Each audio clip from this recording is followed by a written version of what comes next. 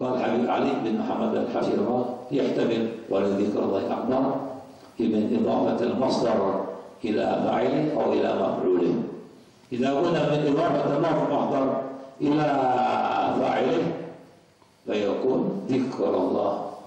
إذا كان إضافة المصدر إلى مفعوله معنى ذكر الله العبد، ذكر الله العبد أكبر. الله تعالى العبد عندما يذكر الله تعالى أكبر، ذكر الله تعالى أكبر مما جاءت الطاعات، يعني أفضل ذكر أفضل العبادات، وهذا ذكر الله أكبر الطاعة أكبر مغير. هذا إذا كان من إضافة المصدر إلى مفعوله.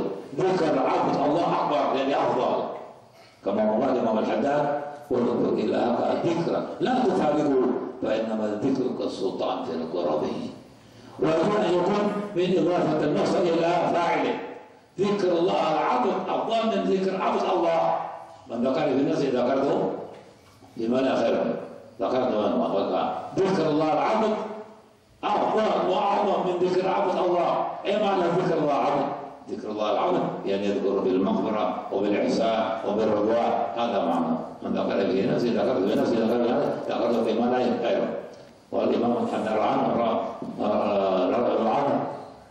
في القصيدة الثانية والذكر لازمه واظبه على كل الزمان وعلى حضور العجمي أجمعين، فهو الغذاء لكل عبد مهتد وهو الدواء لكل عبد موجعين.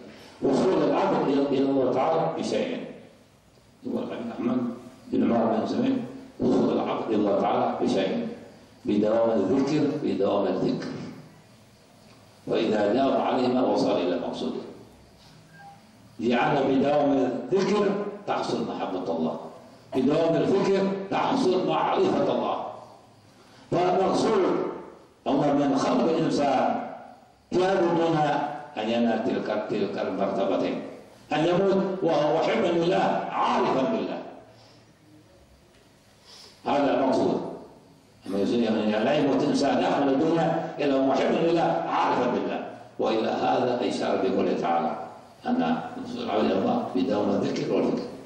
الذكر نور السريرة والذكر كحل البصيرة. إلى هذا أشار الله تعالى في هذه الآيات: إن في خلق السماوات والأرض واختلاف الليل والنهار لآيات لأولي الألباب. من هم؟ الذين يذكرون الله شهادة ذكر قياما وقعودا وعلى جنوبهم. فابن عباس لو علم الله أنك حالة رابعة غير هذه ثلاثة أحوال لأمر بذكرها قياما وقعودا وعلى جنوبهم. ويتفكرون، هذا هو الذكر، يتفكرون في خلق السماوات. كان النبي صلى الله عليه وسلم إذا قام من النوم يقرأ هذه الآيات، يقول ويل لمن قرأها ولم يتدبرها. هذا عذر مواعظ هذه الآيات لما يقرأ عند القيام من النوم. الخلاصة كما قلنا لكم، قال حبيب علي بن محمد الحبشي: الصلاة رضوان، الصلاة أولا لفظ الجلالة وآخر لفظ الجلالة، إشارة أن الإنسان ما دام في الصلاة فهو حضرة الله. إيه أول الصلاة؟ الله أكبر تكبير الإحرام، شوف أول لفظ الجلالة، وآخر السلام عليكم ورحمة الله لفظ الجلالة. فالإنسان ما بين هنا، ما بين تكبيرة الإحرام وما بين الصلاة في حضرة الله تعالى. من حضر الله لابد أن يتأدب ويعذر قلبه وأن يقبل على الله تعالى ويعرف وقوف بين يديه تعالى ورد. لأن من أساء الأول قال من أساء الأدب على البصار رد إلى الباب، ومن أساء الأدب على الباب رد إلى سياسة البواب. كما أن ورد في الحديث: إذا قام العبد إلى الصلاة أقبل الله عليه بوجهه، أقبل الله عليه بوجهه، كناية عن الله تعالى منزه عن كل شيء من وجه، ولا كناية عن قبول والرضا عنه، أقبل الله وجهه. فإذا التفت ذلك العبد ينادي الحق: يا عبدي إلى من تلتفت؟ إلى من هو خير مني. فإذا التفت ثاني مرة يقول تعالى: يا عبدي إلى من تلتفت؟ إلى من خير مني. فإذا التفت هذه المرة أعرض الله عنه. والإمام الحداد في عادة سلوك المريد بعدما ذكر هذا الحديث: إذا كان هذا حال الملتفت بوجهه أن يعرض الله عنه. فكيف يكون حال من التفت بقلبه؟ لأن الله تعالى لا ينظر إلى صور وظواهر، وإنما ينظر إلى قلوب والسرائر. كذلك حبيب علي بن محمد حفظه عنه يقول: إذا الإنسان قرأ في التحيات لكن كل هذا مع الحضور، تحيات مباركة صلاة طيبات لك، كأنما حج واعتمر. شوف الله جمع العبادات كلها في الصلاة، ويقول السلام عليك أيها النبي، كأنما زار النبي صلى الله عليه وسلم. ولهذا سيدنا علي بن علي الخالع قسم كان في كل صلاة في التريم وخارج التريم إذا قال السلام عليك يا نبي اسمع رب النبي صلى الله عليه وسلم، وعليك السلام يا شيخ اسمع الرب. والإمام الحداد ومسلم في المركع رد الرسول عليه مثل كلامه: يا شيخ فاعتب للفخار أجمعين. قلوب مفتوحة. كان شيخ أبو الحسن أبو العباس المرسي يقول لتلاميذته وأصحابه: هل منكم أحد إذا قال في الصلاة السلام عليك يا نبي يسمع ربنا النبي؟ قال لا. قال: أوك على قلوب محجوبة عن الله ومحجوبة عن رسول الله. ثم يحلف يمين: والله لو غاب عني محمد طرفة عين ما عددت نفسي من المسلمين. لكن على العلويين ما هو شيء مع غيرهم. عمر بن عبد العطار صاحب الراحل، وابي حسين بن العطار مات وصار يجيب بموضعه. لما سمع هذه المقالة عن ابي العباس المرسي قال: كيف يغيب عني وهو عين وجودي؟ ده يقول لو غاب عن محمد، ويقول كيف يغيب عني وهو عين وجودي؟ معنى النبي ما غاب عنه. هذا عنه. إذا الإنسان قال الصلاة السلام عليك يا نبي كأنما زار النبي صلى الله عليه وسلم. ويقول السلام عليك، السلام علينا وعلى عباد الصالحين، كأنه زار عباد الصالحين في مشارق ومغاربها. كل هذا بصلاة. يا الله تعالى بصلاة. ولا بحب أن تطول عليكم في هذا البلد كفاية. نسأل الله تعالى أن لا يحرمنا خير ما عنده إن شاء الله عندنا، وأن يتوب علينا ومتوبة نزوها، وزكنا جسما وقلبا روحا، يعافنا من الولاية، تبنا بالقضايا، زدنا شكرا نعمائي، ويهورنا لنا في أوليائي، ونصرنا على أعدائي، واجعل خير أيامنا واسعد أيام لقائك، والعفو منك. الحمد لله والصلاة والسلام على رسول الله وعلى آله وصحبه ومن والاه.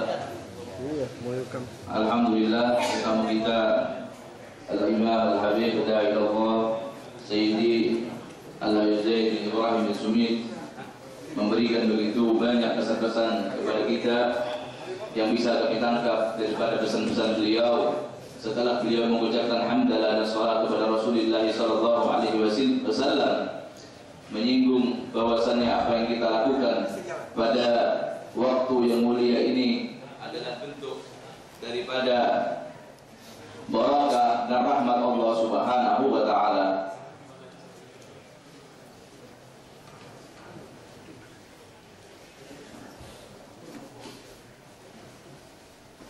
Beliau memulai pesannya bahwasannya setiap manusia beribadah kepada Allah Subhanahu wa taala intinya adalah mencari keridhaan Allah Subhanahu wa taala. Karena kesempatan di dalam dunia ini adalah kesempatan yang pertama dan terakhir kita untuk mendekatkan diri kepada Allah Subhanahu wa taala. Adapun amalan yang paling mulia di sisi Allah Subhanahu wa taala adalah kita mengerjakan ibadah kepada Allah Subhanahu wa taala. Yang paling tinggi adalah mengerjakan sholat 5 waktu di waktunya. Oleh karena itu beliau mengatakan bahwasannya sholat dan ibadah apapun namanya, yang terpenting dari itu kesemuanya adalah amal tersebut digabul oleh Allah Subhanahu wa taala. Oleh karena itu Al-Habib Umar Al-Mihdar radhiyallahu anhu pernah mengatakan bahwasannya seandainya aku tahu bahwasannya satu tasbih saja, satu zikir saja diterima oleh Allah Subhanahu wa taala, maka aku akan mengundang seluruh ahli tarim untuk makan bersama di rumahku sebagai ucapan rasa syukurku kepada Allah Subhanahu wa taala tentang satu amalan yang diterima oleh Allah Subhanahu wa taala. Apalagi amalan yang kita laksanakan pada kesempatan yang berbahagia ini adalah amal yang luar biasa, mengerjakan sholat subuh berjamaah adalah suatu amalan yang betul-betul dicintai oleh Allah Subhanahu wa taala. Oleh karena itu Rasulullah SAW di dalam hadisnya mengatakan, barang siapa yang menghadap kepada Allah Subhanahu wa taala, maka Allah Subhanahu wa taala akan menghadap kepadanya juga. Dalam artian dia menghadap kepada Allah dengan seluruh jiwa raganya, dengan penuh kesungguhan, dengan penuh kekhusyuan, maka Allah Subhanahu wa taala akan menghadap kepada hamba tersebut dengan ijabah, dengan rahmah, dengan barakah di dalam kehidupannya sehari-hari. Oleh karena itu, salat yang kita laksanakan bersama pada pagi hari ini adalah salat subuh. Oleh karena itu, salat subuh adalah salat yang begitu dicintai oleh Allah Subhanahu wa taala, sehingga Allah Subhanahu wa taala menyinggungnya di dalam Al-Qur'an sebagaimana firman Allah Subhanahu wa taala, wa Qur'anal fajr, inna Qur'anal fajri kana mashhuda. Oleh karena itu, Allah Subhanahu wa taala mengatakan bahwasanya membaca Al-Qur'an pada waktu fajar adalah disaksikan oleh Allah Subhanahu wa taala. Rasulullah SAW tidak pernah memperpanjang salat di dalam pembacaan kecuali salat subuh lebih banyak daripada salat-salat yang lainnya. Oleh karena itu dijelaskan oleh ulama bahwasanya Rasulullah SAW banyak memilih tiwalul surah, surat-surat yang panjang yang beliau baca tatkala mengerjakan salat subuh daripada surat-surat yang pendek. Oleh karena itu ulama menjelaskan bahwasannya surat-surat yang panjang yang dimaksudkan di dalam pembacaan Rasulullah SAW ini berbeda pendapat ulama. Ada yang mengatakan bahwasannya surat-surat panjang itu dimulai daripada surat Al-Fatah sampai surat Amma Yatasaalun. Itu surat-surat yang sering kali dibaca oleh Rasulullah SAW di dalam salat subuh. Kemudian ada surat-surat pendek, maksudnya adalah surat-surat daripada surat Amma Yatasaalun sampai surat Wadduha. Ini adalah surat-surat yang pendek. Oleh karena itu Rasulullah SAW menegaskan di dalam banyak hadis bahwasannya salat subuh ini jika dikerjakan dengan benar maka seperti kita meraih pahala haji dan umroh yang sempurna. Oleh karena itu dikatakan di dalam ayat kana masyhuda, salat dalam salat subuh, membaca Al-Qur'an di dalam waktu subuh disaksikan, maknanya disaksikan oleh sekalian para malaikat malam dan sekalian malaikat siang. Oleh karena dalam hadis malaikat malam artinya mereka berbondong-bondong menyaksikan orang-orang yang salat subuh, dan malaikat siang adalah malaikat yang berbondong-bondong menyaksikan salat asar. Oleh karena itu banyak daripada ulama mengatakan bahwasannya persaksian para malaikat itu di dalam hadis dijelaskan bahwasannya tatkala malaikat itu datang kepada seorang manusia atau kelompok yang salat berjamaah, dia menghadap kepada Allah Subhanahu wa taala seraya dikatakan oleh Allah Subhanahu wa taala, apa yang kau saksikan di muka bumi? Mereka mengatakan, kami saksikan sekelompok hambamu bersolat di waktu salat subuh. Begitu juga di waktu asar, tatkala mereka datang kepada Allah Subhanahu wa taala membawa ibadah kita tersebut, maka Allah bertanya kepada mereka, bagaimana engkau tinggalkan hambaku? Mereka katakan bahwa aku tinggalkan mereka dalam keadaan sholat, paginya sholat, siangnya sholat. Oleh karena itu disunnahkan juga tatkala kita ini disaksikan oleh para malaikat di waktu yang mulia ini, waktu subuh dan waktu asar, disunnahkan setelahnya kita bersalam-salaman, karena di salam-salaman tersebut itu mudah-mudahan ada malaikat yang ikut bersama kita, sehingga tatkala seorang anak manusia bersentuhan tangannya dengan malaikat pada waktu subuh atau setelah sholat asar, maka pasti dia akan beruntung dan tidak akan dia celaka selama-lamanya. Oleh karena itu beliau Al-Habib Zain mengatakan sholat ini adalah hadrah rabbaniyah. Sholat ini adalah satu waktu, satu tempat yang mana kita ini bertemu dengan Allah Subhanahu wa taala di dalam batin kita. Kita bermuajahah kepada Allah Subhanahu wa taala. Hadrah, tempat atau waktu yang begitu qudsiyah, yang begitu suci.